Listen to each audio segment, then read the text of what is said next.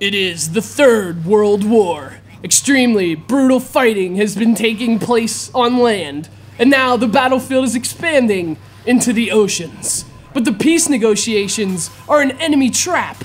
They are building an underwater fortress at the bottom of the sea. Let's get to work. Get to work, Battle Shark. Holy shit, it's Tom Skerritt, evidently playing a lead role in Battle Shark. This game rules, but this is information you already have. Any game with a title like Battle Shark and a Tom Skerritt lookalike will invariably rule, and fortunately for this one, it's also a lot of fun to play.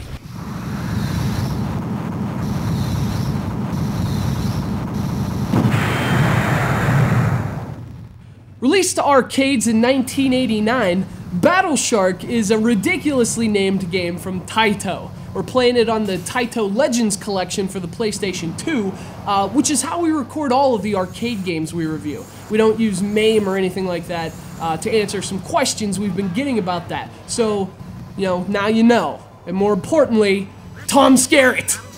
So as we've established, Battle Shark takes place during World War III. To answer Einstein, it's evidently fought with underwater lasers. You play by looking through the periscope of a submarine, firing at all kinds of incoming enemy craft. Other subs are a common threat, but you also have to deal with helicopters and battleships, even these massive bosses that are apparently made out of iron and cowardice. Suck on this!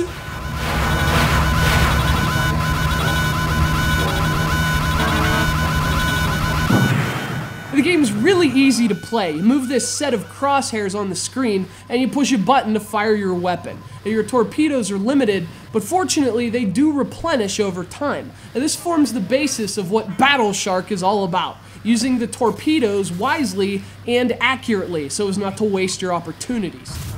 But basically it's about prioritizing which targets should be neutralized. I love terminology like that, compromising targets. Alpha, Beta, Zero, Niner, Tom Skerritt!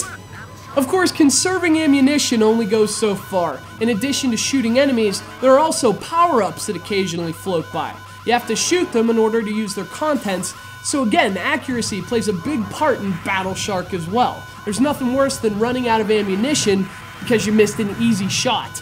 You tend to get screwed when that happens. Poster advertisements for Battle Shark boldly stated that never before had a submarine game seemed so real. And part of that unprecedented realness had to do with the arcade cabinet. It had an actual periscope that you could look through to play the game, along with triggers shaped like real submarine torpedo launchers. You obviously don't get that sensation playing without the cabinet, but some of the graphical touches at least remind you of those features, specifically the screen cracking when you're attacked. It's a good thing I didn't play this with my face in a periscope. I would have pooped myself. Whether or not this game stimulates your bowels with its realness, Battle Shark is a unique arcade classic nonetheless. Noteworthy for its really interesting cabinet, its fast-paced gameplay, and Tom Skerritt. Let's get to work, Battle Shark.